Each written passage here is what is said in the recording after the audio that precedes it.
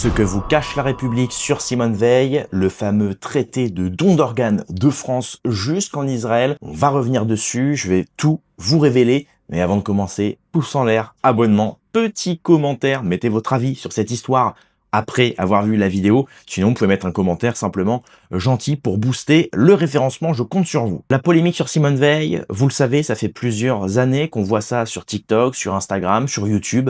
Des vidéos qui apparaissent comme ça dans notre feed dans lequel on apprend apparemment que Simone Veil aurait signé un fameux traité qui aurait permis donc de prendre et de prélever certains organes de Français pour les envoyer en Israël. On commence donc avec un article de Israël Vallée, juif de cœur et soutien permanent à Israël et au sionisme. Simone Veil est décédée ce vendredi matin à 89 ans. En Israël, une grande tristesse touche les franco-israéliens qui l'ont connue. Très peu de personnes le savent, mais elle avait signé lors de son passage au ministère de la Santé un accord franco-israélien de don d'organes. En effet, Israël manquait cruellement de donneurs. On reviendra là-dessus d'ailleurs à ce propos. Cet accord réel, mais appliqué avec une très grande discrétion, aura permis à de nombreux Israéliens de rester en vie. Donc on voit bien effectivement que c'est pas n'importe quoi, c'est quand même une politique qui a bénéficié aux Israéliens et qui leur a permis en plus à certains de carrément rester en vie. Je cite France 3 Régions, plusieurs fois ministre sous les mandats de Giscard d'Estaing et Mitterrand, elle aura marqué la vie politique française avec notamment sa loi sur l'IVG en 75. Qu'est-ce qu'implique ce traité-là précisément? On va revenir dessus. Donc évidemment, quand on demande à Gros, qui nous dit tout de suite que c'est une rumeur complotiste largement démystifiée. Bien que, vous allez le voir, il finit quand même par dire la vérité. En 1993, pendant son second mandat de ministre, un article temporaire a autorisé l'import-export d'organes à des fins scientifiques uniquement. La question c'est, qu'est-ce qu'on appelle fin scientifique? Aujourd'hui, on dit que la France est une démocratie, pour autant, on met en prison nos résistants politiques, on traque nos humoristes, comme Dieudonné. On applique des lois pour censurer les réseaux sociaux en demandant la carte d'identité obligatoire. On demande le KYC sur n'importe quelle plateforme de Bitcoin ou de crypto-monnaie pour être sûr de savoir l'identité de ces méchants détenteurs de crypto-monnaie. Donc au bout d'un moment, j'ai du mal à croire qu'on est une démocratie. Pourtant, on le dit toujours. Donc pareil, qu'est-ce que c'est des fins scientifiques? En fait, c'est vaste. On ne sait pas ce qu'est la fin scientifique en question. Alors, il existait aussi un accord bilatéral de coopération sanitaire médicale, mais ça n'a pas été signé par elle, portant sur la formation, les technologies et les échanges d'informations entre Israël et la France et le monde médicinal.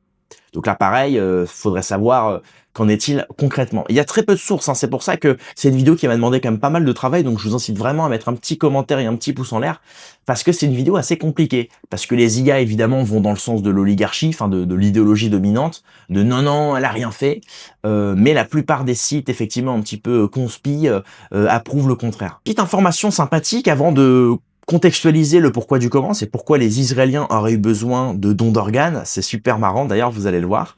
Je tiens à dire quand même que Simone Veil, on nous précise cela, qu'elle a reçu la médaille d'or du Bnei Brit. Il existe en France une loge Bnei Brit portant son nom. Qu'est-ce que c'est le Bnei Brit? Le Bnei Brit est une organisation fraternelle juive de service, fondée en 1843, calquée en partie sur le modèle maçonnique. Mais attention, elle n'est pas reconnue comme franc-maçonnerie par les grandes obédiences. Donc, évidemment, si Simone Veil a reçu cette fameuse médaille du Bnei Brit, c'est qu'elle était quand même suffisamment active, on va dire, et militante de l'idéologie Bnei Brit et donc de l'idéologie maçonnique. En tout cas, c'est ce qu'on présume. On ne peut que présumer, parce que de toute façon, si on affirme des choses, on finit à la 17e chambre correctionnelle, frérot. Alors maintenant, mon chapitre préféré de cette vidéo, c'est justement le pourquoi du comment, pourquoi les Israéliens auraient eu besoin de dons d'organes.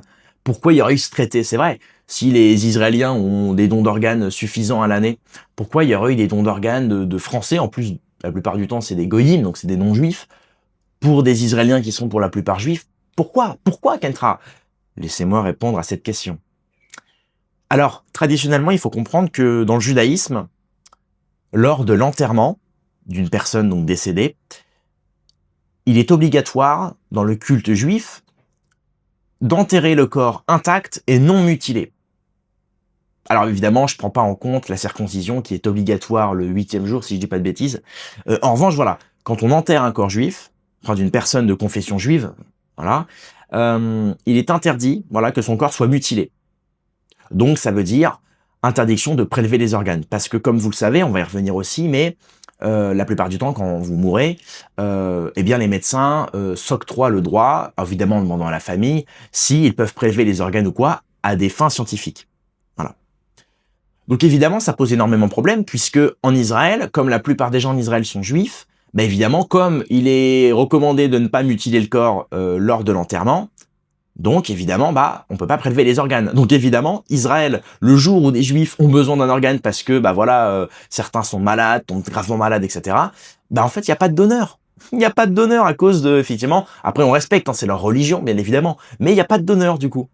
Donc ils font appel donc à des gens qui n'ont pas comme culte d'être enterrés intacts, donc les non-juifs.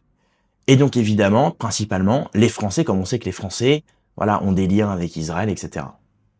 Donc la théorie, ce serait que Simone Veil, pendant qu'elle était au ministère de la Santé, se dit, bah comme Israël, en fait ça aurait été missionné, hein, comme évidemment les Israéliens n'ont que très peu de donneurs, il faudrait donc un pays allié sur lequel on pourrait, avec un traité, exporter, comme on l'a vu, des organes français ou de non-juifs vers Israël. Et donc, voilà, donc en 93, je rappelle, ce fameux article temporaire qui autorisait l'import-export d'organes à des fins scientifiques. Donc là, pareil, hein, au niveau des chiffres, en Israël, le taux de dons post-mortem, donc après la mort, reste historiquement bas. On est à 1/3 du taux moyen d'Europe occidentale, donc c'est très très peu. Hein. Le pourcentage de cartes de donneurs a longtemps tourné autour de 10-15%, et oui, vous le voyez. Alors il y a un autre fait aussi, c'est que certains courants ultra-orthodoxes refusent la mort cérébrale, critère médical moderne, et considèrent donc le prélèvement post-mortem comme problématique. Eh oui, évidemment. Alors ensuite, le troisième point, là c'est un point très important, notamment pour vous qui regardez la vidéo, sachez que depuis la loi Cavaillé de 76, tout majeur est présumé donneur. Ça veut dire que lorsque vous mourrez, on estime qu'on a le droit de prélever vos organes, hormis si vous vous inscrivez sur, je cite, le registre national des refus.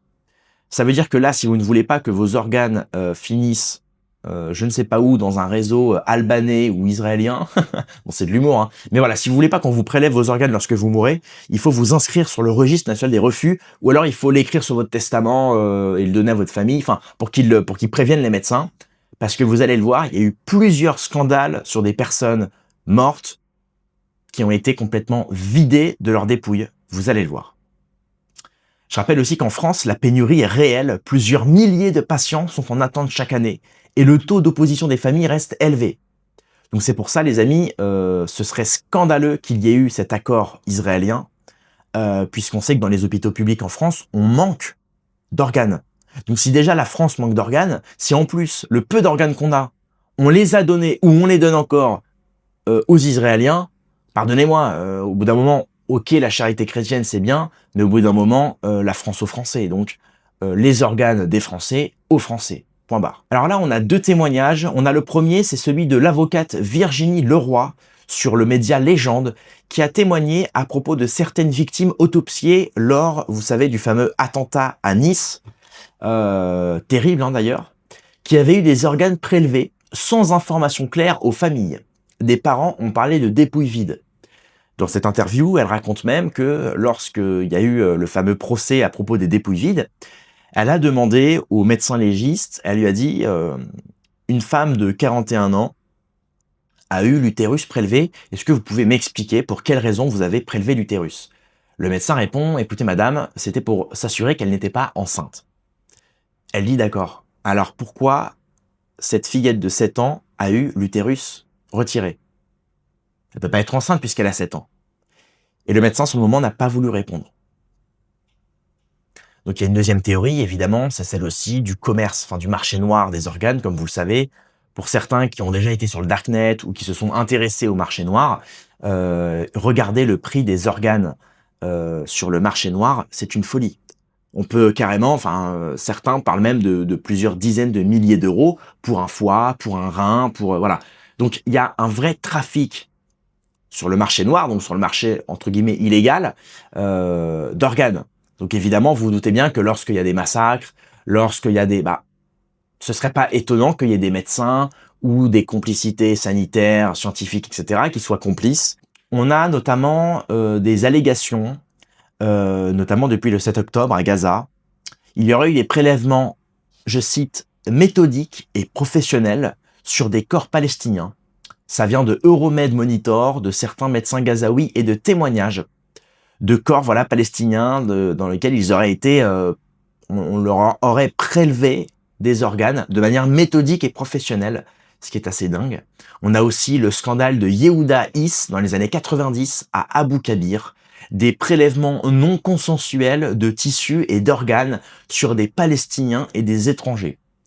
Alors depuis, la pratique a été arrêtée, mais c'est un énorme scandale qui avait fait parler dans les années 90. Donc ça, c'est assez dingue, le fait de prélever en fait des organes sans évidemment demander aux familles, de manière complètement illégale en fait, et de manière un peu comme ça, dans le vif, quoi, entre deux ruelles, quoi. C'est quand même assez dingue. Et c'est pour ça aussi, la notion de guerre aussi est assez importante, parce qu'effectivement, comme dans une guerre, on sait qu'il va y avoir des morts, on sait que les dépouilles ensuite ne vont plus servir à grand chose, elles vont être rapatriées certes, mais voilà, donc certains se disent, c'est peut-être aussi l'occasion de s'enrichir sur des morts. Ça existe, ne soyez pas naïfs. Alors le dernier point, on finira cette vidéo là-dessus, ce sera déjà une superbe vidéo avec pas mal de sources à l'appui, comme vous l'avez vu, donc n'hésitez pas à partager cette vidéo, parce que c'est une vidéo sur laquelle je m'appuie uniquement sur des sources.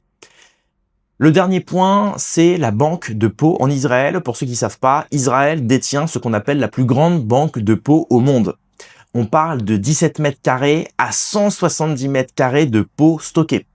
Alors à la base, c'était une banque de Pau qui servait notamment pour traiter les brûlés militaires. Sauf que effectivement, des gens se posent des questions, puisque comme vous l'avez vu dans le premier point, enfin dans le deuxième point, les Israéliens, notamment les personnes de confession juive, on ne peut pas les mutiler ou les disséquer ou quoi que ce soit lors de leur enterrement. Donc évidemment, les gens se demandent, comment ça se fait qu'en Israël, il y a la plus grande banque de peau, alors qu'ils ne prélèvent pas sur leur propre population. Alors il y a aussi des laïcs et tout, mais il y en a quand même moins. Donc évidemment, les gens se disent, est-ce que ce serait pas sur les Palestiniens qu'ils prélèvent donc les peaux et compagnie, les organes, les tissus, etc., pour derrière faire d'Israël la plus grande banque de peau au monde. Donc la banque répond surtout aux besoins militaires et aux faibles dons volontaires, comme je vous l'ai dit. Les allégations qu'elle serait massivement alimentée par des Palestiniens restent dans le registre complotiste. C'est pas moi qui le dis, c'est Brooke. Attention. Voilà. Donc, en conclusion, est-ce que Simone Veil a bel et bien signé un traité? Eh bien, la réponse c'est oui. Maintenant, est-ce que c'est un traité explicite qui avouerait que les Français ont donné leurs organes aux Israéliens? On peut pas dire oui. Par contre, encore une fois, je le cite pour la fin de la vidéo, retenez-le bien, en 93, un article temporaire a autorisé l'import-export d'organes à des fins scientifiques. Voilà. Encore une fois, il faudrait questionner les différents ministères de la Santé, il faudrait être dans les petits papiers de l'Élysée, ce que nous ne sommes pas. Donc on ne pourra pas l'affirmer, mais en tout cas, c'est intéressant. Ça permet de démystifier un petit peu cette rumeur, ou en tout cas d'essayer de s'approcher de la vérité. Merci d'avoir suivi cette vidéo. Mettez votre avis en commentaire. Si certains, évidemment, ont des sources plus avancées que moi, n'hésitez pas, je suis ouvert au débat. Merci d'avoir suivi cette vidéo, et moi je vous dis à plus tard.